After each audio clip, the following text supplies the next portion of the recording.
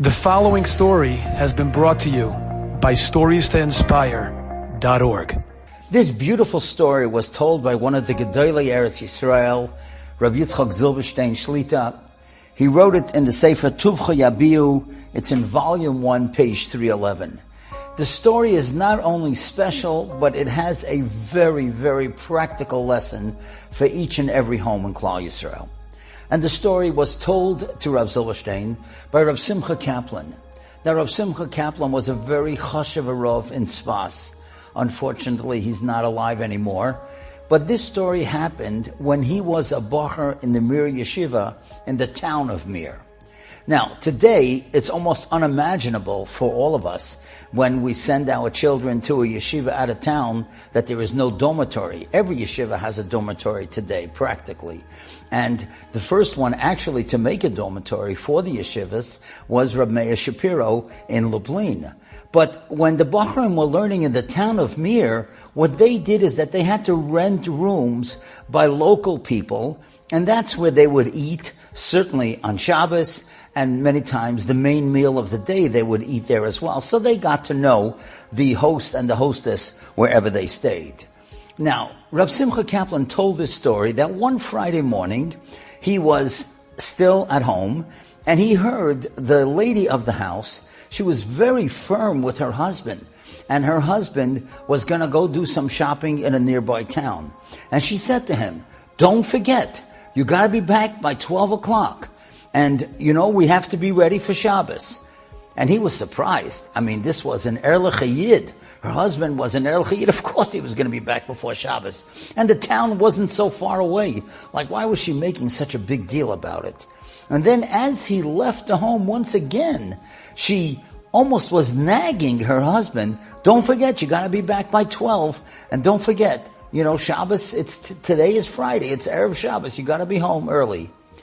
So when the man left, Simcha Kaplan, he was a bacher, and he went over sheepishly to the lady and he said, "I hope you don't mind my asking, but your husband's an Erlich Yid, and the town is not so far away, and Shabbos is not till much later in the afternoon. Why did you seem a bit impatient about your husband being back so soon?"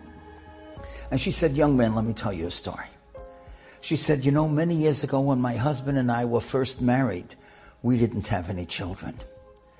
And finally, we had one child. As you see, I have only this one child, a boy. And what happened was that when he was 2.5, 3 years old, he got very sick. And we went to all the doctors here in town, and everybody gave up. They said his days are numbered. And so I took my child to Vienna. And in Vienna, they had what was called then the professors, the great doctors. And even over there, they told me that the child's days are numbered. And I was frantic. I had waited so long for this child. And now they were telling me that he was going to die. He wasn't going to make it. And I left the doctor's offices. I was in a very, very sad mood. I was walking the streets in Vienna, and I was just crying, holding my child. And a man came over to me. I never saw this fellow before. And he said, "I don't recognize you. Are you from here? Why are you crying? What's going on?" And she said, "I shouldn't be crying. This is my only child, and the doctors are giving up, and they say that he can't make it, and that he's very sick." And the man said to me, "Where do you live?" I said, "Well, I live in the town of Mir." He said, "Well, if you're going back to the town of Mir, why don't you go through Radin and go see the Chavetz Chaim? Maybe the Chavetz Chaim can give you a bracha, and he can accomplish something that the doctors can't. After all, he's the Gadol Hador." Now, the woman was worried because the Chavetz Chaim was known already that he was very old and he wasn't seeing everybody. She said, "Well, I don't know if I'm going to be able to get in." He said, "Lady, you have no choice. You've got to go. You've got to get a bracha from the Gadol Hador." So she said, I went there and I came into the house, and at first, they didn't want me to come in to bother the Chavetz Chaim, but I started crying and I begged because this was my only child.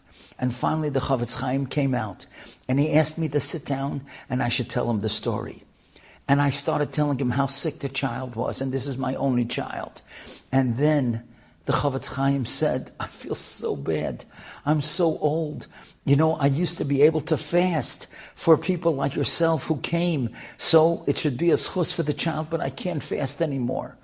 and somebody came into the room and whispered something to the Chavetz Chaim, and obviously the Chavetz Chaim realized that it's a very serious matter, and this was her only child. And he said to her, I'll tell you, I'm going to give you 2 suggestions. And if you follow these 2 suggestions, I am telling you that your son will be okay. Now, when the lady told the story, she said, now, no matter what the Chavetz Chaim was going to tell me, I was going to do. I thought maybe he's going to tell me that I have to fast 50 days a year. And of course, if he told me that, I would do that. And if he told me I had to say all of Tillim every day, I would do that as well. No matter what he said, I was going to do. But listen to what he said. The first thing he said, I want that by 12 o'clock on Friday, every Friday, the tablecloth, the Shabbos tablecloth, should be on the table. That's one thing that has to be done by 12 o'clock. And second of all, the lichter, the candelabra, has to be on the table. Obviously, he didn't want the wine and the challah because that could spoil by the time Shabbos came. But the Shabbos table had to be set with the tablecloth and the lichter by 12 o'clock. And she said, Rebbe, that's all? He said, yeah, one more thing. That and one more thing. He said, every newspaper or Yiddish newspaper or the calendar, they post when lighting candles, when Lichtbenchen is. When they post the time for Lichtbenchen, at that time, that's when Shabbos starts in your house. Sometimes you light later than when it's posted the time, and then your husband starts Shabbos a little bit later because there's still time to the Shkia. I don't want that. The moment that the time is posted for lighting candles, benching licht, that's when everybody observes Shabbos in your house. And she said, Rebbe, I promise you, I'm going to do both of those things. And that's what she said to Simcha Kaplan. I did both of those things. And so therefore, and you see, Baruch Hashem, that my son, Taka, got better. The doctors in Vienna couldn't believe it. Enjoyed this story? Come again. Bring a friend. StoriesToInspire.org